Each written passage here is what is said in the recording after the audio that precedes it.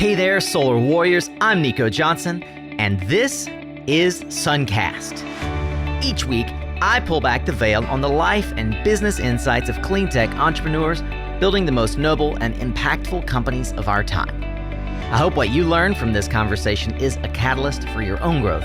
So thanks for tuning in, and welcome to our tribe.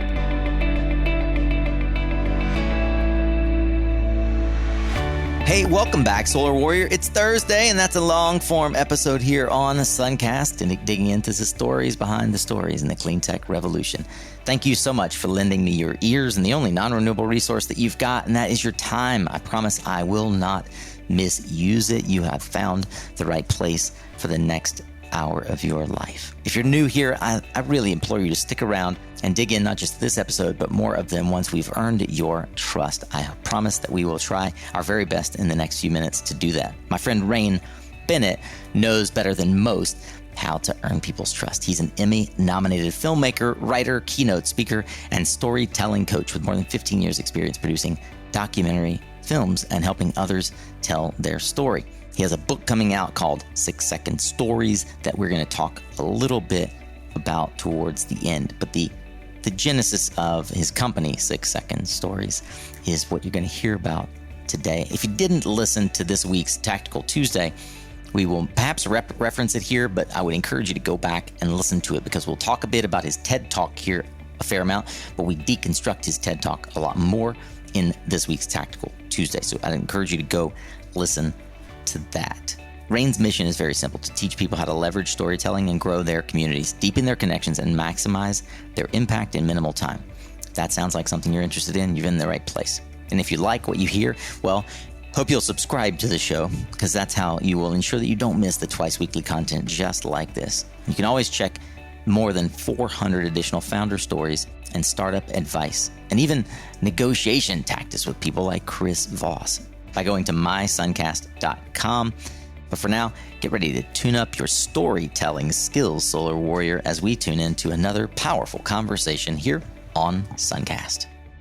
All right, Solar Warriors, today we are going to dig into not just your story or how to tell your story, but why, to who, and why do they even care. And nobody I know is better equipped than my friend Rain Bennett, who's a 2-time Emmy-nominated filmmaker, writer, keynote speaker, storytelling coach, dad, and friend.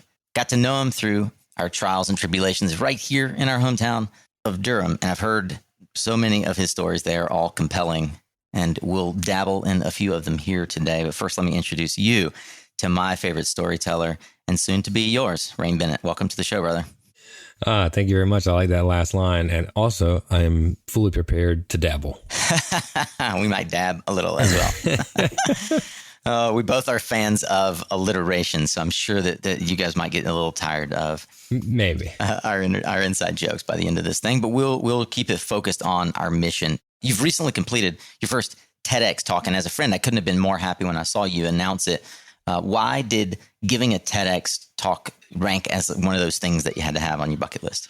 Oh, buddy, well, I wouldn't be me if there wasn't a story involved there. So when I was just a baby public speaker, or even when I was had the idea, which is only just a few short years ago, I was working with a friend, mentor, business coach, and I understood, or I had the thought. I mean, now I have grown up on stage in musicals and plays, so I wasn't a stranger to that, and I knew I could talk well, and I was passionate about what I did, but I'd never pursued it, as part of my business model. But I thought that it would be a great, lead magnet, for lack of a better term, if we want to use Russell Brunson terms, the big domino, right? Yeah. So I was talking to my friend, mentor, business coach, who actually was in attendance at the TEDx talk. Perfect. Came from LA just to view it. This is about 4 years ago, and we were sitting in a conference room by ourselves in Hampton Inn in Kansas City, and I put it in my goals. We were listing out our goals, and he asked me, "So why TEDx?" And I drew a blank, and I got a little defensive, and I was like, What do you mean? What do you mean? Because it's TEDx. Yeah, why not? Yeah, exactly. But that was kind of the issue. And he was like, calmly, as he does, he's like, well, TEDx is nice, but like, you don't need TEDx to become a professional speaker, and I didn't have any, I got kind of defensive. I didn't really have any reason why I wanted it. The real reason was because of ego. Yeah. It's a little bit of a check mark, right? You know, one of those things you put on your LinkedIn bios, right? Which is currently on mine. And he was very correct. So I went on to start building my speaking career, or that aspect of my career, and did pretty well. Of course, the pandemic set things back, but I went within 1 year. I went from my first non-paid speaking gig at the basement of a public library, and less than a year, maybe 9 months later, I was keynoting a national conference. Yeah. So I went on and did that, but I never quite gave up on that dream of the TEDx. And I kept applying and kept getting rejected, kept applying and kept getting rejected. And I always asked myself why. Now I know why. So this year, I'm getting back focused on my speaking career now that we're kind of coming out of COVID. And I've been marinating on this idea. I haven't really written about it at length, but I've been thinking about it. Can't stop thinking about it. And when the opportunity came for TEDx Raleigh, which is just 20 minutes from where I live in Durham, where we live in Durham, you know, I was like, I'll pitch them this idea because I just can't shake it. And that one got accepted. And it did align with their theme, which was hitting reset. But I fully believe that the main reason it got accepted is because I didn't really need them to accept it. Yeah. I was going to pursue this thesis, this thought, this concept on my own anyway. I couldn't shake it. The other years, I pitched what I thought they might accept, not really what I fully believe. TED is about ideas worth spreading. This was genuinely an idea that I want to spread around the world. And so I pitched it with confidence, knowing that if they didn't accept it, it didn't matter because I might write a book about it. I'm going to do something big with it. And they accepted it. So that kind of ties into the point of the TED Talk, but that's why I did it. And then initially, that's why it was a goal of mine. Why I did it and was excited to do it this year was not just achieving that goal, was because now I have a platform that will be shared to really start to dive into this concept and share it with the world. I was struck when we were hanging out and you shared a couple of things with me that really resonated. One, I didn't realize at the time, was the title of your TED Talk. So why don't you share with us the title of your TED Talk? Because I haven't shared it with the audience yet. Sure. The title is No One Hires You for Your Expertise. The real title is No One Cares About Your Expertise. That's right. And that's what you told me. Yeah. I dialed it back a little bit for the program, right? For the website. But that's the real vibe, is no one cares about your expertise. Now there's a parentheses that should follow that, which doesn't, because you want to get people there to hear like, okay, what is he really saying here? But if there was, it would be, they care about your unique perspective and approach to the work that you do in the world. It's not saying experts don't exist, because there is a narrative out there right now. I'm not saying that. And it's not saying that expertise is not important, but it's just a part of the package. But the point is that people don't choose you because of that. That might be their quality control when they like your unique perspective and say, I like this solar company, this doctor, this filmmaker. Then I'll go check and make sure, like, hey, he's got some credentials. But they don't just look at you and compare you to other people like, who has the most acronyms behind their name? I'm going to choose them. It's like, hey, who do I feel like sees me and my problems very well, very clearly, and I believe they have the answer to them. One of the promises here for anyone taking the time to tune in is to be a better storyteller. So let me back up and ask a professional storyteller, why tell your story at all?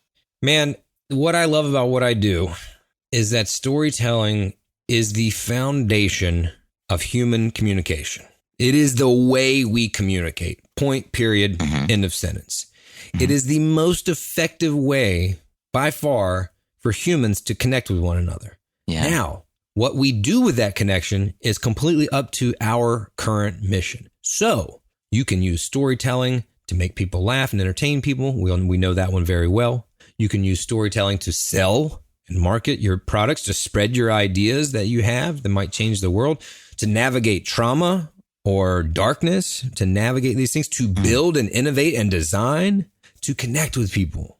It brings people together. So whatever your mission is, whatever your business is, that part is crucial. Communication is a timeless skill and tool. But currently, because of all the technological tools that we have access to, we get a little too lost in the sauce trying to find out which one of these are going to make our jobs easier. Yeah. And the first step that I think, no matter what your job is, you understand how to communicate to other humans, and storytelling, narrative is the way. We communicate information in a nicely packaged narrative. That's how we understand it. That's how our brains work as humans. Similarly, at a bit of a macro level, before we dive into the how, we're still in I feel the why. And a lot of folks they can sort of acknowledge, okay, I need to tell my story. But let's be honest, Rain, you and I have had this conversation a lot. So many people still haven't unlocked the reason why they're even doing what they're doing. Mm-hmm. They don't understand their story. How did you get so in touch with who you are and what you exist to do? Oh, buddy. Okay, now we're digging in there a little bit, which is okay. It's the space I love to be. Man, I wasn't happy. I mean, I was lost, right? I was lost. That's why. I was fed up with what I've always been passionate. I've always been a hard worker. I always felt that thing inside of me that was like, people will call it, that I'm destined to do great things. But I just knew that I wanted to do things, to build things. I have a lot of different interests. A friend of mine calls it Multipassionitis.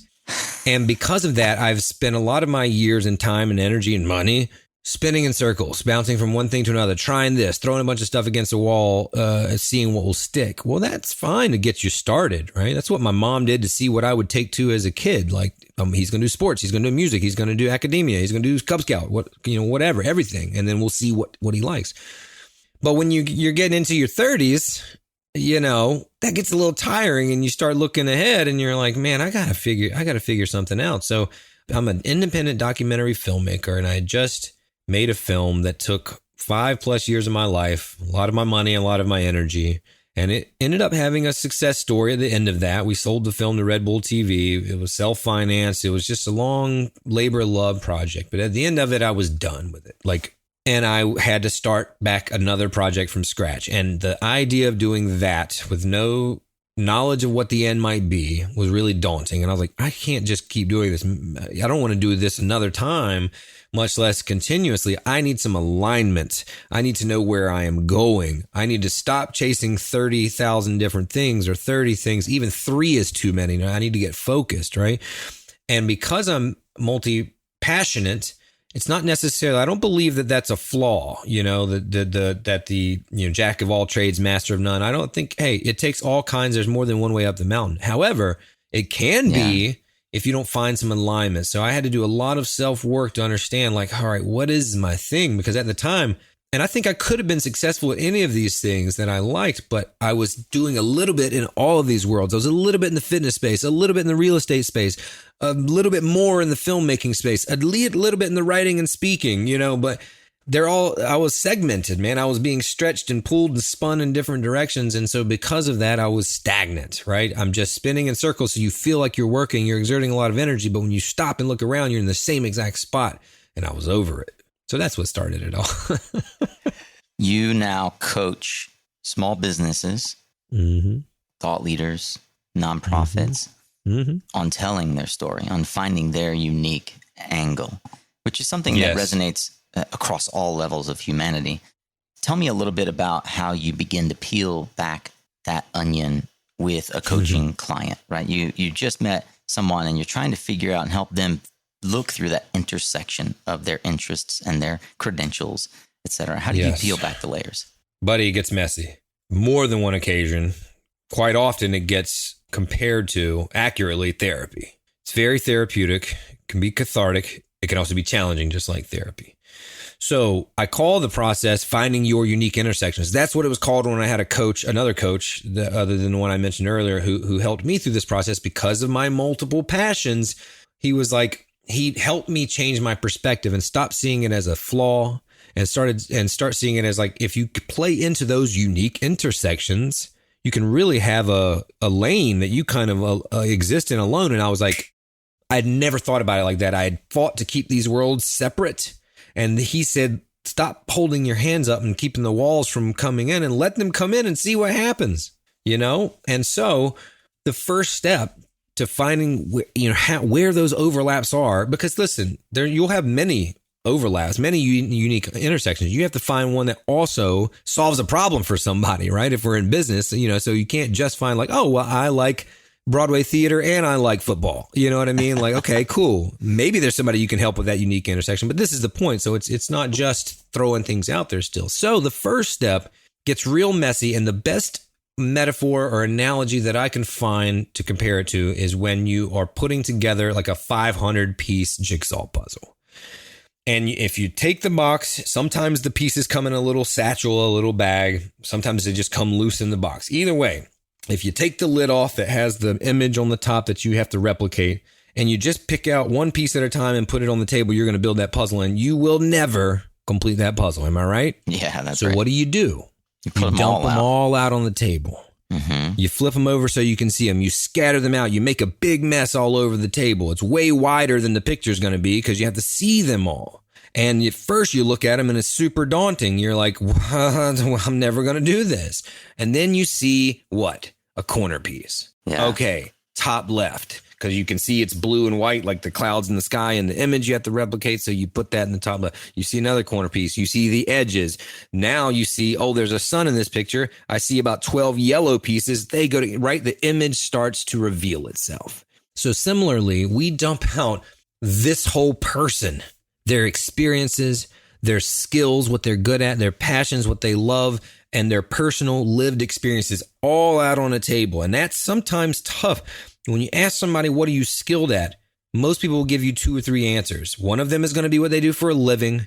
One of them is going to be what they do for a side hustle. And one is going to be a hobby. And then they'll be like tapped out. They can't think of anything else that they're good at. So, dude, sometimes it is like really like churning thick butter to get them to say like, oh yeah, I'm good at soccer. I'm good at, you know what? I'm actually good at jigsaw puzzles. You know what I mean? Like I want it all because we have to dump it all out on the table. I had one client and I won't name him, but if he's listening, he'll know who he is, who was like, well, I mean, I'm not going to put snowboarding because that has nothing to do with real estate. And I'm like, trust the process. You don't know that it doesn't.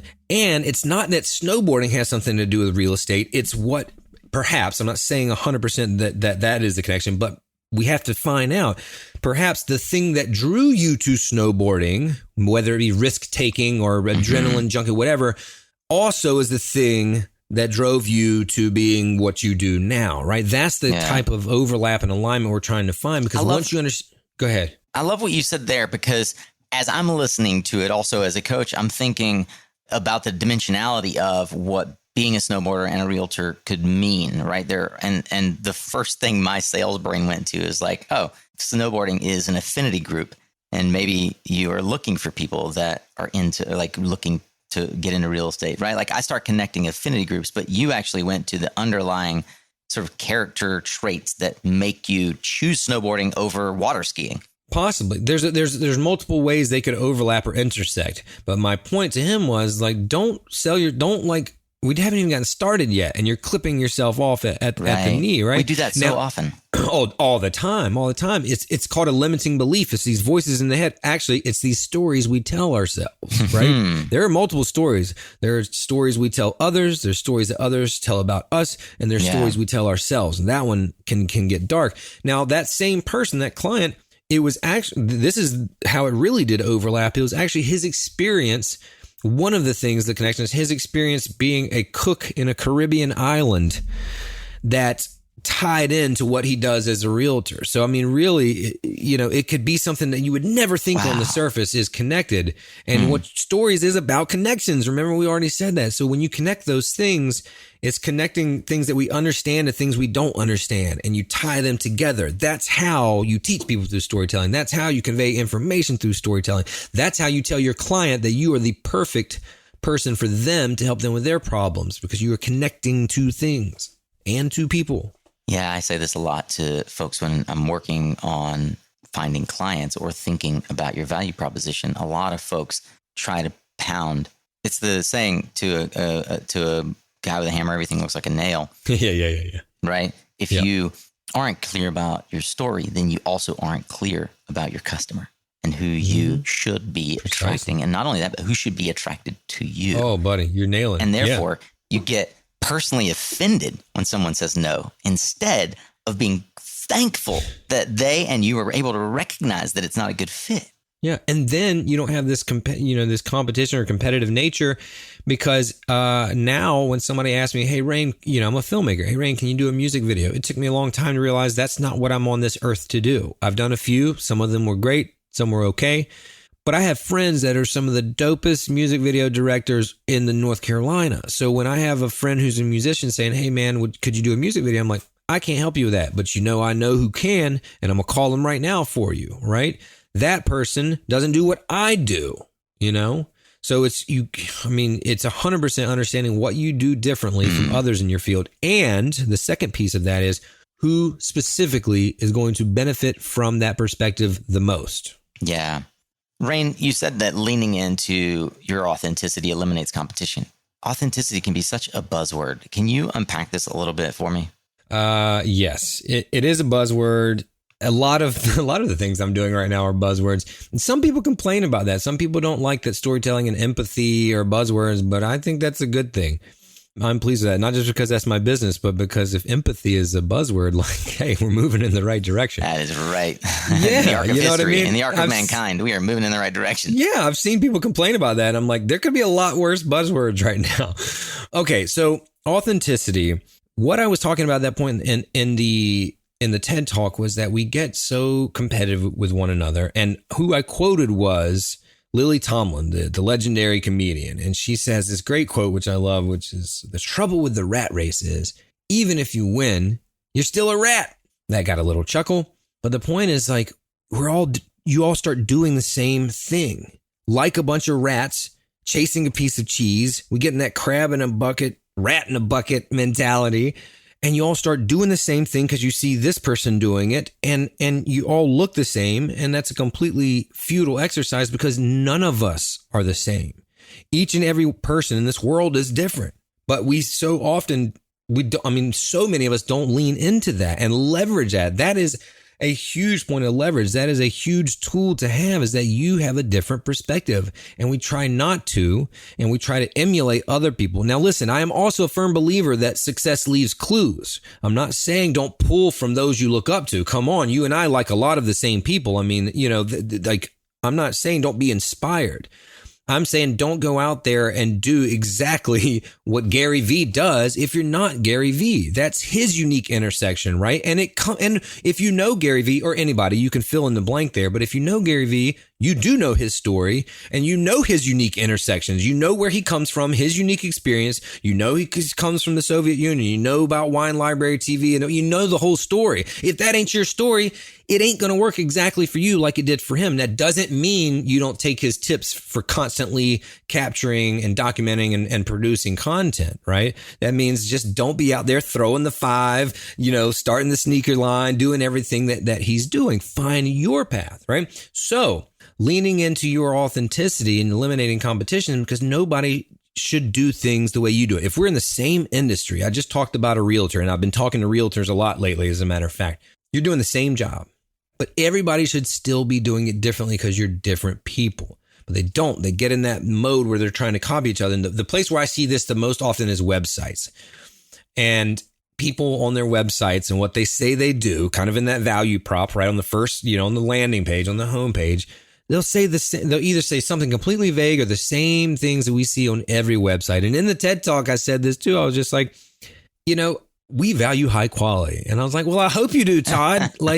I hope you don't value low quality. We go above and beyond. What does that mean? That doesn't mean anything. One of the best storytellers whom I look up to, Donald Miller from Story Brand, talks all about this, and all of his books and materials is about clarity. It's so much better to say, I help small business owners and nonprofits tell their stories effectively when they don't have a lot of time, money, and resources, right? I'm not saying, we help you tell your great stories. Like, okay, how? Who specifically? Like, there's nothing in that when I go to that website that makes me feel like you can help me.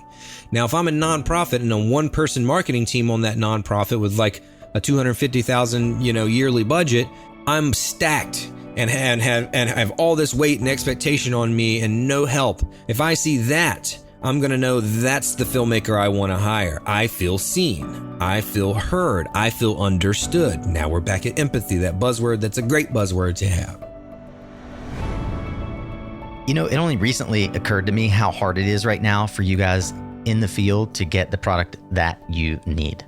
I helped a buddy get a couple of megawatts of solar panels for Project Pipeline, and started asking around, and it turns out this issue with WRO and shipping logistics is a nightmare.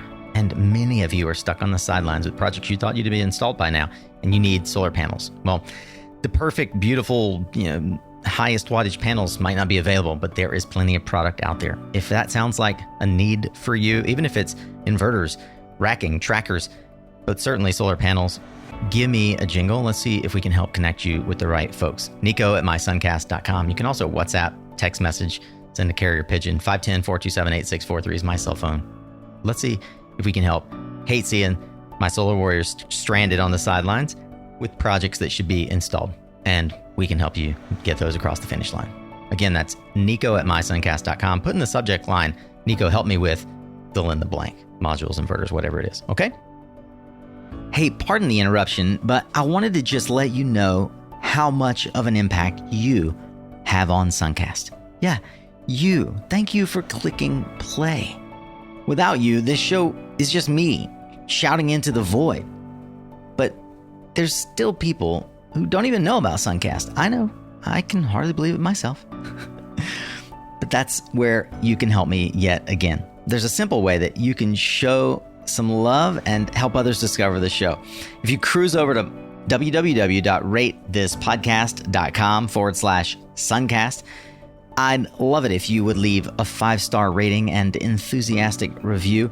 That's possibly the single kindest thing that you could do for me today. So if the show has helped, inspired, or even entertained you at all, I'd love it if you would head over to ratethispodcast.com/Suncast and give me a virtual 2 thumbs up. All right, back to today's episode. Obviously, there are a lot of themes in the TED Talk and in your work with your coaching clients that I'd like to pull out. It's amazing what can be sort of packed into 12 minutes of content. But one of the things that stood out for me, well, 2 ideas, is the kind of the dark side of competition. We'll talk about that, I think, in a minute. Mm-hmm. But this idea that by and large, we're playing the wrong game. Can you talk to me about being different versus being better? Oh, absolutely. We will probably keep coming back to this. And this is what I really help my coaching clients with is these stories that we tell ourselves in our heads. When I first started writing about imposter syndrome, I had people coming all out of the woodwork in my DM saying like, oh my God, I didn't know that had a name. Or, oh my God, I didn't know anybody felt that way. And I'm like, yeah, we all do. Nobody talks about it. So many people have, and that's just one of the voices in our heads. I call them limiting beliefs.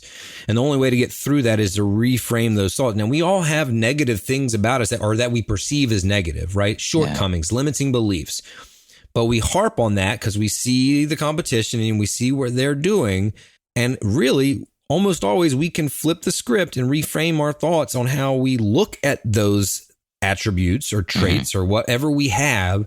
And we can flip the script on that and use them as leverage points, but not when we're trying to play this game on the field where we see these other people. The best example I can give of this, I think, is Mike Tyson. Mike Tyson, I'm a kid. I was born in the 80s. Mike Tyson was my boxing hero. Mike Tyson was the youngest person to ever win the heavyweight title of the world, undisputed heavyweight champion. Mike Tyson always thought he was too short to be one of the greats. He was only like 5'10". We all know he was one of the greats, dynamic knockout power. Now, but he thought he was too short because all the greats were tall, 6'4", 6'6", Lennox Lewis. So they had the reach, right? Reach is a big component of boxing. And people think it's everything, and it's not, right? It is a big thing, and it can be wielded and yielded as such.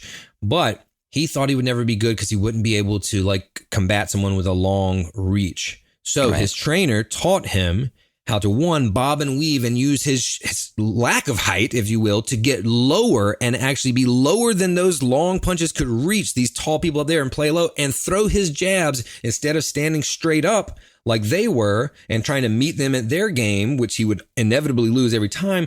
He'd come and throw jabs from angles. And that's how he got so devastating, because the punch that knocks you out is not the one that is the hardest, but the one you don't see. And that's what he hit people with, is the ones that he didn't see, because he would be down here at some contorted angle and throw a jab from the floor, man. Go back and watch him. Yeah. And he developed his own unique style. But the limiting belief that he always had was, I'll never be great because I won't have a long reach like the other greats that I see. Muhammad Ali was his idol. Muhammad Ali was like 6'4", I think, maybe 6'3", long, tall, right? And that wasn't his style. Once he leaned into that, it was something nobody else was doing and obviously set him apart. Now, of course, he was the best in the world, but that tactic can be used for all of us. I used that tactic myself. We all can. But what happens is we see these things and we think, oh, I'm too short to be one of the greats. And it's just not true. It's comforting words for two guys that are vertically challenged, collectively 11 feet tall. Yeah. Well, I never understood that either. Like people always talked about, short as if it was a negative thing. It's just like there are negatives to being tall too, whether we're talking about physical competition, because I was an athlete, or just life. Like, I mean, I'm more comfortable on a plane than someone who's, 6'6", but also because I boxed and learned how to defend myself. Like I never looked like tall certainly doesn't. I mean, now listen, if we're talking about like a defensive lineman who's, 6'6" and 350 pounds, that's one thing. But tall in itself to me never meant anything other than just, okay, you were tall, you know what I mean? And so it's all about perspective. It's all about perspective. But the reason people have that feeling about height is because the society has put that on people. So again, it's the same thing in business. If the norm has always been to do this, or for Mike Tyson, if the norm has always been these tall, long reach heavyweights, then you're going to think I can never do it because it's always been this, instead of flipping it around and saying, what do I have that they don't have? Yeah. I feel like many of us, myself included, have walked through life, sort of living life on what you refer to as the dark side of competition. Mm-hmm. I believe fundamentally that a lot of the things I've missed out on in life are because of a deep-seated, early ingrained fear of failure.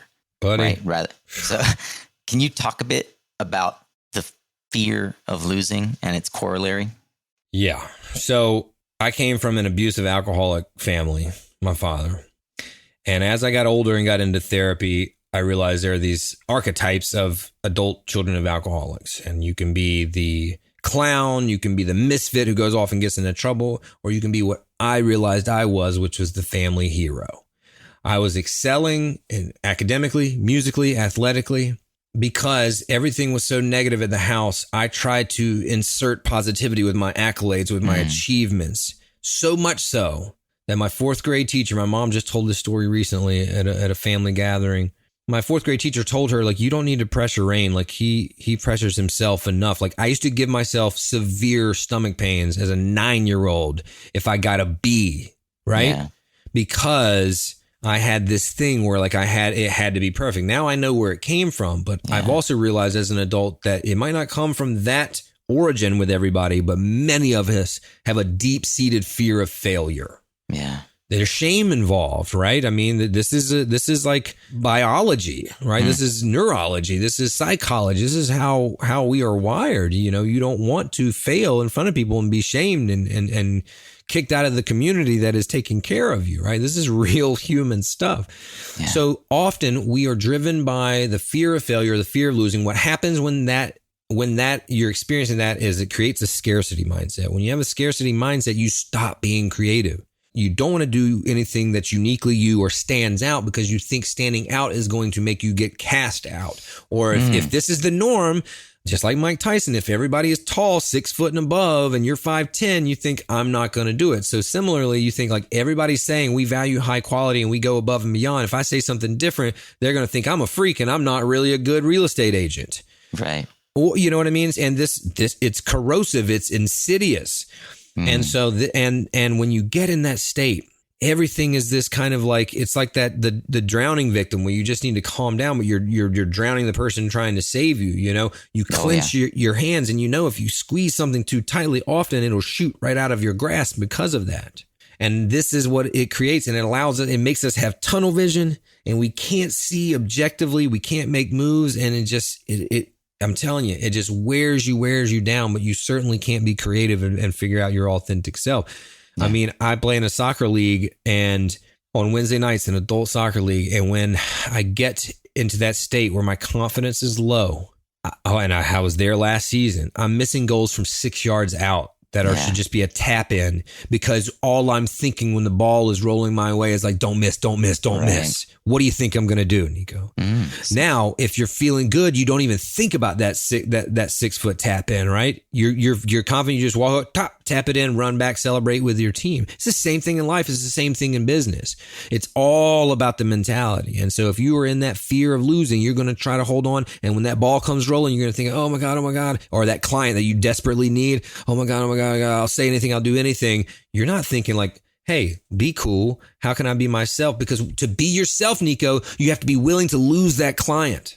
You have to be willing to know that you're not the perfect person for them. And that takes being cool, calm, and collected and confident, right?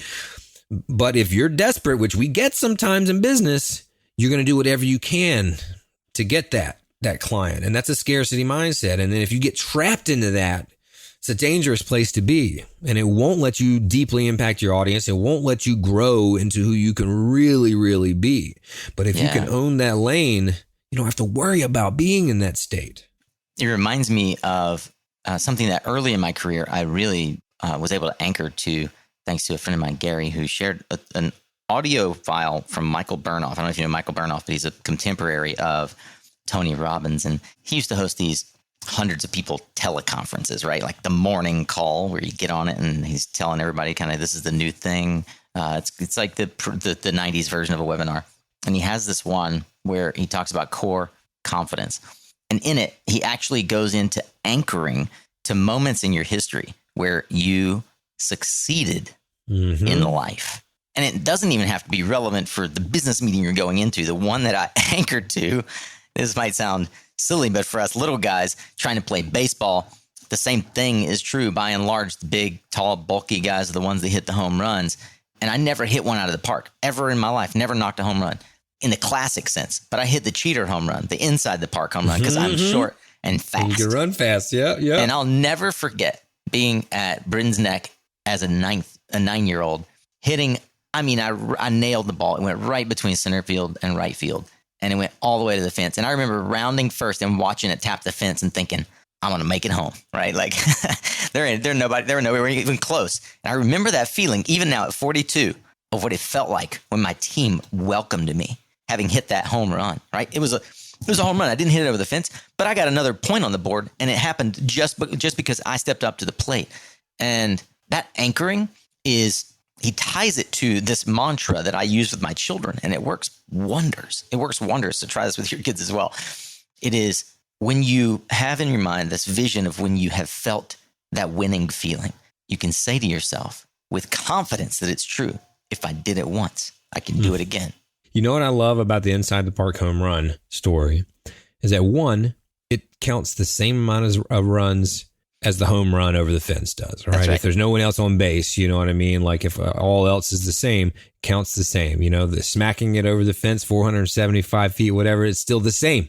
Yeah. Still one run. And also, a second piece of that is lots of people can hit home runs. Lots of the great baseball players. Hardly anybody can score an inside the park home run. And if you are the person who can do that, then you are a serious, unexpected threat. And that is what I'm talking about.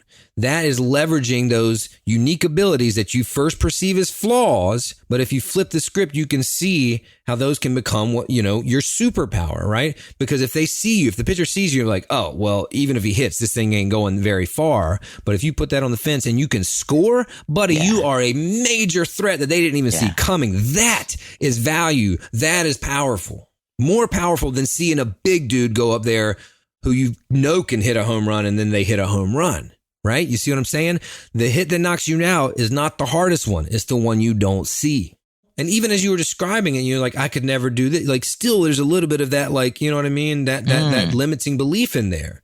And but it's real hard to get past that. But if you look at it objectively and look at your story as you're the character in it instead of like being in it, again, you get blinders on when you're doing that.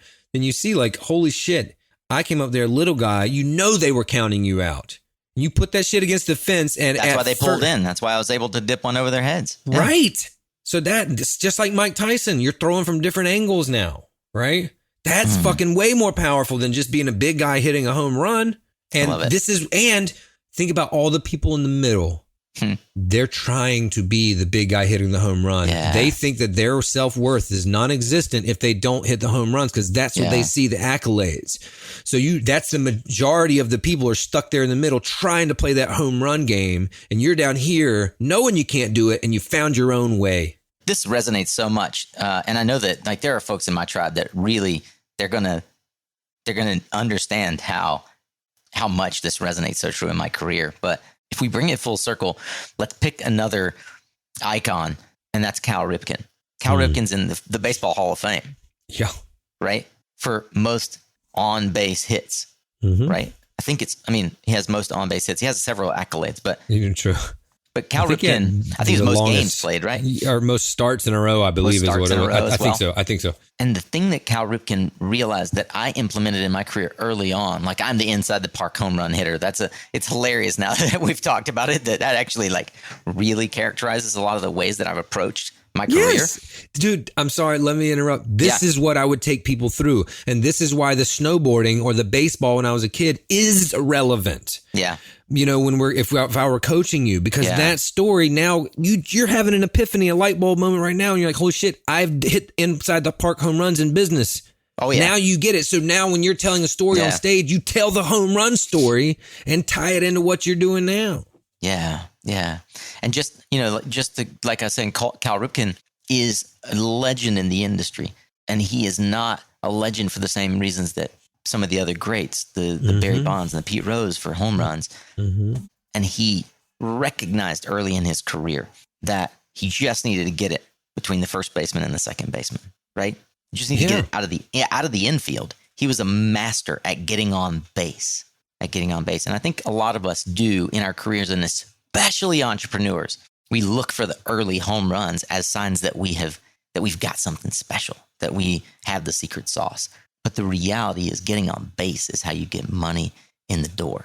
You got to get on base, right? And it comes back to this idea, to bring it full circle, of playing the wrong game. So many of us are just playing the wrong game. It's about consistency. You know, those early home runs are one thing, but that's not longevity. And that's what we're looking for, right? Yeah. Cal Ripken had longevity. It's like the difference in selling a house and getting a nice little chunk of change and then having cash flow for years, right?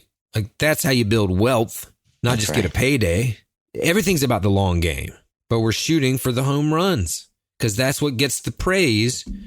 And that's what we care about. We care about the accolades. We want the trophies. Rain, it is certainly an honor and a pleasure, as I said in Tuesday's episode, to have you on the show.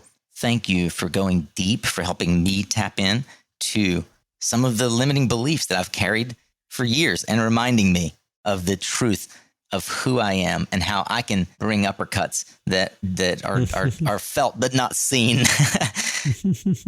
I encourage everyone, if you didn't listen to Tuesday's episode, Rain and I kind of break down his storytelling model vis-a-vis the TED Talk that we talked about here on this episode. Go back and listen to that one as well, and go pre-order Rain's book. Rain, for posterity's sake, how can folks find you, and how can they access the book, and what's the book called? Yeah, you can find me at rainbennett.com, or really anything Rain Bennett. All my social media handles are Rain Bennett, and there's not many of us out there, so I'm pretty easy to find. The book is called 6 Second Stories, Maximize Your Impact in Minimal Time with Video Storytelling. You can get it on Amazon. You can get it other places as well. You can find it at my website, but as we all know, Amazon is kind of the main spot for books, and so that's a good place to find it. We'll have a Kindle version, we have a paperback, and probably at some point early next year we will have the audio version as well, which will be super exciting. Well, brother, I wish you well, and I would love to have you back. Maybe in the new year, maybe a recurring segment from Coach Rain on how to tell your 6 second story. I want to get through the book so that I can ask poignant and thoughtful questions. I'm going to invite our Suncast tribe to read the book and pepper us with questions so that we can actually we can do a LinkedIn Live, we can do all kinds of fun stuff. And I'll also say to anyone out there listening, like, I love this stuff. I live and breathe it. If you read something, you have a question for me, don't hesitate to reach out. I'm always happy to talk this stuff. Yeah, and he is all over the gram. He's got some incredible content there. I would encourage you to dig in. You can do that, as we always share, on the show notes on the episodes page at mysuncast.com. Stick around for the ending of this episode and you'll get all of those goodies and more. But first, I want to say thank you to my good friend, Rain Bennett. Thank you for joining us here on Suncast, my friend. Thank you, my brother. I appreciate it. All right, Solar Warrior. What a fantastic week we've had helping you craft your unique position in the marketplace. Are you convinced now that nobody hires you for your expertise? Where is your unique intersection? Rain and I are like brothers from another mother, and it's because we both identify the ability in all of those around us to get beyond your self-limiting beliefs, to tap in to the thing that helps you feel the winning that you have experienced already in your life. Remember, if you've done it once, you can do it again. If this resonated with you, then Rain and I would love if you would go and give us a shout out on LinkedIn or Instagram. I'll link to all of the social media over on our episode notes at mysuncast.com. And that is also where you can go grab more resources like the TED Talk and the book that Rain has recently written. I hope you'll help us by pre-ordering his book and helping him climb the charts on Amazon, because I just think that more people need to hear what Rain Bennett is bringing into the world. And I'm so grateful for what he's bringing into the world. And that's why I brought it to you the week before Thanksgiving. Next week is Thanksgiving, and we'll have another wonderful episode with my friend Jonas Scali of Everybody Solar. I hope you'll tune in for that. And if you're going to take a break, then know that there will be some episodes queuing up in your Suncast feed. We're getting ready to launch a fun project that I've been working on going into the hydrogen economy. So I hope you'll keep a look out for that one. You'll see a preview of it here pretty soon. Thank you once again to our sponsors who help keep this content free for you, the Suncast tribe, so that you can dig into all of this learning. You can find out more about them and their offers at mysuncast.com/sponsor. That's also how you can learn how to partner with me to bring your message to thousands of solar warriors and clean tech champions twice a week, each and every week. Remember, your story is unique, and that is what attracts me to you. Oh, and you are also what you listen to. So thanks again for showing up, Solar Warrior. It's half the battle.